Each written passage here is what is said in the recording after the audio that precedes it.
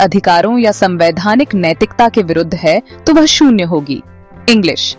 In modern times, law is not seen merely as a command, but as an instrument of constitutional values, human rights, and social justice.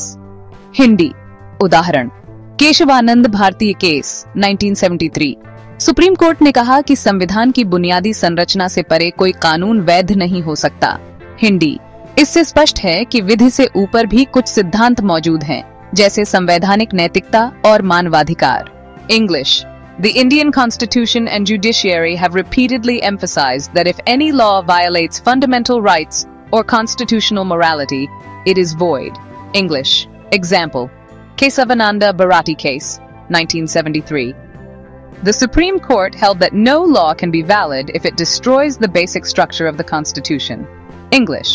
Thus, it is clear that principles such as constitutional morality and human rights exist beyond law. 5. निष्कर्ष conclusion.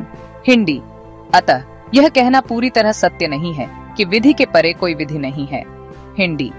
यदि हम केवल Austin के विधिक प्रत्यक्षवाद legal positivism की दृष्टि से देखें तो यह कथन सही प्रतीत होता है।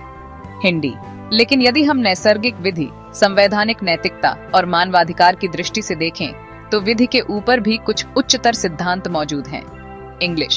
Hence, it is not entirely true to say that there is no law beyond law. English. From the perspective of Austin's legal positivism, the statement appears correct.